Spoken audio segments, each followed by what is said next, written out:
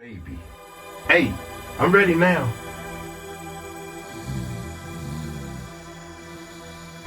Wake up, somebody's setting up an app. Somebody's setting up an app.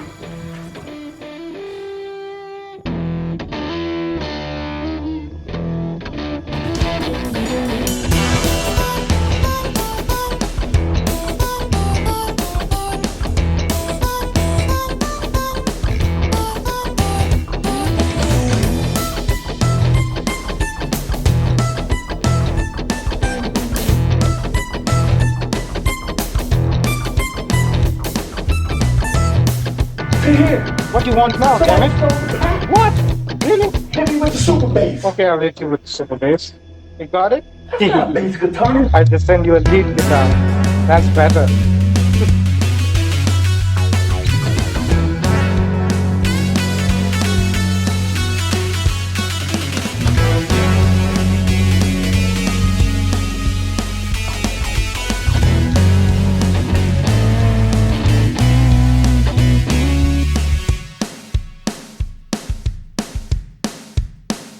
What's up, YouTube? How y'all doing? Yeah. The Breakfast Club, the Breakfast Club, Katt Williams interview breakdown. Lord have mercy. We back on this. I was saying, check this out, y'all. I was saying, imagine if everybody's in on it. And we the punks. Everybody's in on it. Huddle up. Kevin Hart, Katt Williams, and Steve Harvey and all. Look here, man. Brother over here hurting. I'm going to make a comeback. I'm trying to sell tickets, and I'm gonna say some things. Y'all can come back, whatever. Or the longer y'all wait, the more money we all will make. Something like that. Anyway, some of the stuff I think is bull, and I think they pulling our leg and everything. So without any further ado, let's see what this is going to be about. Let's check it out, y'all. Let's check it out. This is the Rumor Report. I mean, I guess we on the Breakfast Club. This is where the tea spills, right? Right. Here we go. All right, now let's start off with Katt Williams. Katt Williams sat down with Shannon Sharp on Club Shay Club Shay. Shay Shay. It was 2 hours and 45 minutes long, and I think Katt Williams came at damn near everybody. And when I mean everybody, I mean everybody. Well, he started off... His peers from his Well, not just his class. peers. Not just his peers. Who else? He went at rappers. Well, we'll get into some of it. At first, he started with Cedric the Ludacris. Entertainer, saying that Cedric the Entertainer stole his jokes. 1998, I'm doing this joke. It's on Comic View. Cedric comes to the Comedy Store. He watches me in the audience. He comes backstage. He tells Facts. me what a great job I did and how much he loves the joke. Facts. 2 years later, he's doing that as his last joke on the Kings of Comedy. And Facts. he's doing it verbatim. He's just changed my car into a spaceship. Him and Steve had already apologized for me, so I gave him a pass for a decade. Why would you sit here and be like, I saw Katt 30 times. I would have bust Cedric's stomach. Oh, There my was nothing God. that would have kept me from one of these in that patch right there. Like, are you kidding me? Why would you downplay me like that? Why is rowing with hydro Damn. work out for you? Rowing is a full body workout. Legs. Hang on. I don't know if Cedric stole the joke or not. It just went to a damn commercial. Like, I saw Katt 30 times. I would have bust Cedric's stomach. There was nothing that would have kept me from one of these in that patch right there. Like, are you kidding me? Why would you downplay me like that? I don't know if Cedric stole the joke or not, but stealing jokes is very, Yeah, he did steal a joke because he admitted it. very common, and comedians calling out other comedians for stealing jokes is very common. Well, Cedric said he didn't steal that joke. He said he did that years before he even knew who No, he said he stole the joke. Lord have mercy. Katt Williams was. Well, Katt Williams also spoke about Steve Harvey. The same Steve that went to go watch Mark Curry do his whole sitcom and then stole everything Mark Curry had. Oh, Now that was Steve got cold. a sitcom where he the principal and he wear a suit and And then he gets this high top fade, making all black men think he got the best lineup in the business. And it's a man unit. Oh my Then God. you ask it, why you not a movie star? I didn't want to be a movie star. This the same Negro that hated on Bernie with this same thing.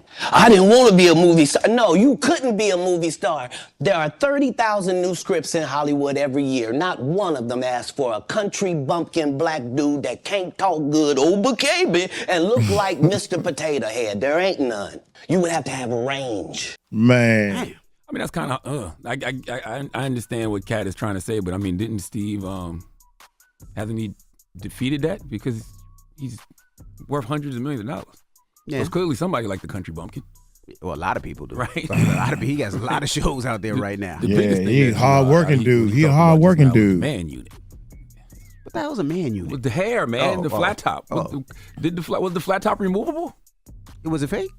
I don't know. I never thought about You it. could have just. Was it fake? If you was it fake?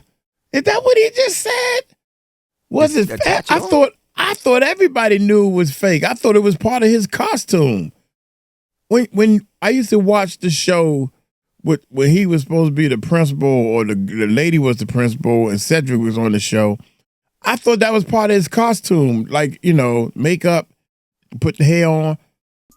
Y'all, did y'all think that was real? Y'all thought that was really his head? It looked too perfect. Have those type of units in the 90s? I don't know. How well do you think that flat top would have stayed on in When an that door Alaska opened airline? on the- Alaska airline? You think that flat top would have stayed on? All right. Drop one of the clues bombs for Steve Harvey, man. Absolutely. What up? Now, he also talks about Kevin Hart. In 15 years in Hollywood, no one in Hollywood has a memory of going to a sold-out Kevin Hart show. I do. There being a line for him ever getting a standing ovation at any comedy club.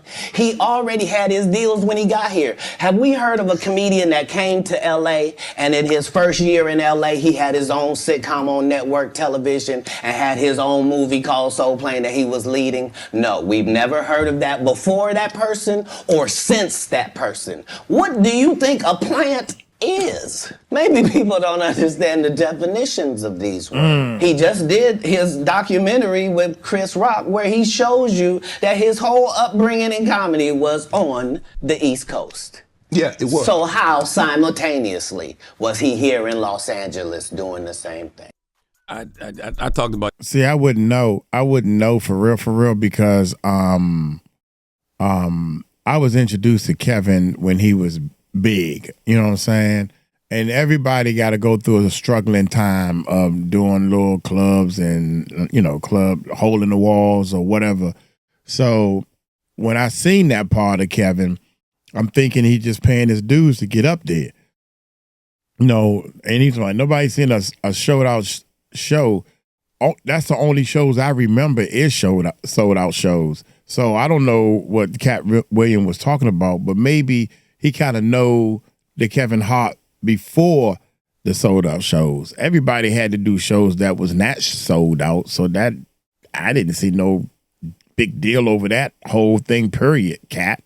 Put that on Brilliant Idiots last week, but man, we all witnessed Kevin Hart's come up. You know what I mean? Even when he got Soul Plane and Soul Plane flopped, when he got the NBC sitcom and the NBC sitcom flopped, he was back in those comedy clubs, putting in the work. And like one thing that I always said that I loved that Kevin did, everybody who would come to his show, whether it was 10 people, 100 people, 200 people, he would collect their emails. And he started sending out a newsletter. And that newsletter is what helped him to continue to grow his audience even more, to the point where we watched him here in New York City sell out Carolines 12 times. Yeah, I think that's why we always say Kev is a friend to the room. He's a real friend to the room because we actually see him start from the beginning and do Carolines and do these other smaller clubs. And we've seen his motion. We've seen it grow into who he is, right? What he is now. So we've actually seen it. We've seen it with him. I've seen it with Donnell Rawlins. I've seen it with Little Duval. Absolutely. I've seen it with so many different comedians that we've actually seen from the ground up. And Soul Plane wasn't Kev's first movie. Like, you got movies like Paper Soldiers, you got Death of a Dynasty. Soldiers, like, Dame Dash was seeing Kevin Hart in those comedy clubs back in the day and putting Kevin in movies way before Soul Plane, at least a couple of years before Soul Plane. Mm-hmm. So if you're just joining us, we're talking about Katt Williams. We're in the rumors, of course. He was on Shannon Sharp's show, Club Shay Shay, and he just was going at everybody, including Ludacris. Are you related to Luda? No, so there was a crossroads where we were both invited to an Illuminati thing, and it had to be one or the other of us, and decisions had to be made. So it was both of us, we were equal. One of us had to cut off all their hair and couldn't do the sideburn thing no more with the points.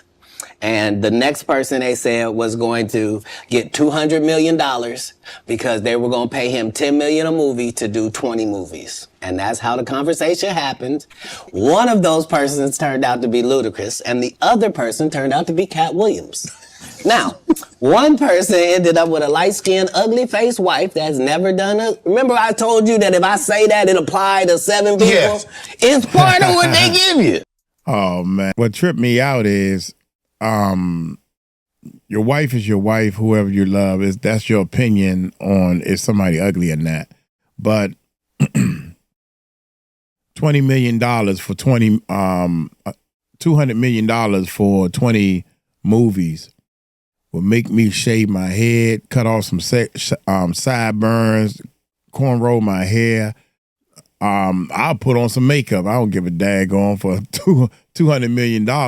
But I ain't gonna sleep with nobody you can have $2 trillion. I ain't gonna sleep with no man or have no type of sexual interactions with any man for any type of money. That's easy to do. That's prostitution. That ain't got nothing to do with talent. You know what I'm saying? So if somebody gonna pay you large sums of money just to sleep with them, that's prostitution. So that's where I draw the line at. But as far as, I don't know, putting on a dress, I don't give a damn. I put on a dress for $200 million. Here's $200 million. And here's the dress. What you gonna do? And you, man, that's you selling out. Call it whatever you want, man. I'm getting the struggle out. That's all. That's Katt my Williams opinion. won with this interview, all right? Because Shannon Sharp won with this interview. Drop one of Clues bombs for both of them. Club Shay Shay, right? And I think Katt's going on tour, the Dark Matters tour. I think tickets are on sale now. Mm-hmm. But here's the thing. If you look at this interview as just entertainment, fine. It was clearly very entertaining. But for those who hear stories like the Ludacris story or listen to the industry plant stuff, if you're looking at this interview as something more, because 2024 is the year of exposure, and it's the year of truth-telling about the industry and the year of telling truth about celebrity, well, let me ask you a question. Mm-hmm. When it comes to the industry, when it comes to Hollywood, when it comes to, calling out a system, when are y'all gonna start calling out the people who really control things? Amen. When are y'all gonna start, when y'all gonna start calling out folks with the real power? Because contrary to the nigga net's popular belief, the real power isn't coming from any of those Negroes Katt was talking about. So when are folks gonna start calling out the white people who are in these positions of power, these real positions of power? I don't believe. You can start by you. You can start. You got a platform. You start calling them out. Believe in any of that industry plant stuff, but if there are industry plants, how come we always go after the plant and not the planters? If folks is out here putting black people in dresses or making folks do sexual favors in return for roles or whatever, why are we not calling those executives out? The people who finance the projects, the studio heads, the people who finance these scripts. How come we not calling them out? Because I know they not black. And for some reason, it's just very easy for us to always go at each other. But to me, that's a form of victim blaming. Call out the people with the real power. Mm-hmm. I know he called out Harvey Weinstein, but Harvey's in prison. You know what I mean? But there's still a whole system out here and a whole bunch of executives who still moving foul, and they not black. When they gonna start getting called out? Because once again, not one of those Negroes Katt was talking about got any real power. Yeah, he also calls out so many different people, Jonathan Majors, Diddy, and Ye. But also, at the end of it, people were giving Shannon Sharp a little flack, so he said that it just wasn't about that. He's a conversationalist. And what's disappointing to me, because there are people that do what you and I do, that had so much to say. And it's only because of jealousy. Because I guarantee you, if Katt was on their podcast and did exactly what he did on my podcast, they would have never said what they're saying. And what I always try to do is not talk over the guests. They come, okay, tell your side, tell your story. When was the time that I've cut somebody off? Now you want me to cut him off. Man, but he going in. Okay. I mean, that's the point of having that space where you can tell your truth. That's the whole point. I mean, how can you call Katt out if you don't know what's true and what's not true? Like, how do you fact check someone's version of events? Like Shannon's absolutely right. Like, you can't fact check someone's versions of events if you don't know. If what he's saying is true or not. Like, only thing I could have pushed back on from the clips I heard is what he said about Kev. You know, in regards to Kev not telling on the shows. But other than that, how do you push back if you wasn't there? No, talking about that man's wife. Could have pushed back on that. Well, that's just you saying, hey, don't talk about the man's wife. Yeah, but that's not a fact check. Yeah, true. You know, all I'm simply saying is when we gonna start calling out the white people who are in these positions of power, we always take a name at each other. But once again, I don't believe in the industry plant stuff. But if there are industry plants, how come we always go after the plant and not the planters? All right. That's all I'm saying. Well, that is your rumor report. Now, when we that's come what back, makes we got Front Page stories. News. Teslin Figaro will be joining us. That's what makes stories, man. It's stories. That's what all this stuff is, to keep the people interested. All this, I don't know how we got this Breakfast Club thing. I never liked their show. I don't like what they doing and everything. I mean, I'm not disliking the brother, the people on the show. I love human beings and everything. I just don't like they show. Whatever it is they doing, they radio thing. You know what I'm saying? I don't like. I never was into. I tried to get into it and try to see what's going on and everything. I don't like the way they flow and stuff. You know, so that's why I'm eating. Why I'm hungry. You know, so he's right, man. Kevin Hart, Katt Williams can't say anything about Katt Williams can't say anything about Kevin Hart's sold out shows, man. This dude is selling out football arenas with seats on the football stand. I mean, on the football field. So it's like whatever two football teams with groups of people that's famous on both sides cannot even sell out this arena. And plus they got to play football on the football field, right? Kevin Hart has sold out the arena and the seats that's on the football field. And you know the football field is big. I have played at a football field, a football stadium. And I'm like, dang, it's kind of big. But we playing to the semicircle like the end zone, right? And the stage is facing this way of the end zone. I turned around while we on stage playing and looked at all them seats, and I was like, please. So if anybody can come anywhere halfway to selling out a show, my hat goes off to them. So Katt, I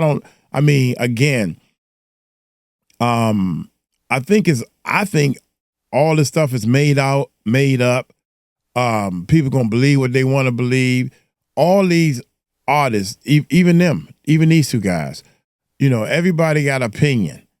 And Steve Harvey and all them, you know, all of them, even Katt Williams, they gonna sit there and say, well, whatever, man, that ain't no big deal. People saying Puffy is gay. You know, I haven't seen Puffy or anybody drop anything saying he not gay. You know, watch his, you know, y'all heard the stories. You know, they just stories. So it make entertainment. It make the world go round, man. And I'm just sitting here like, while everybody trying to figure out what's real and what's not, they getting millions and millions of dollars if it's real or if it's not. So anyway, hey, y'all take it light, take it slow, tell them Mike Cross. Told you so. Peace out.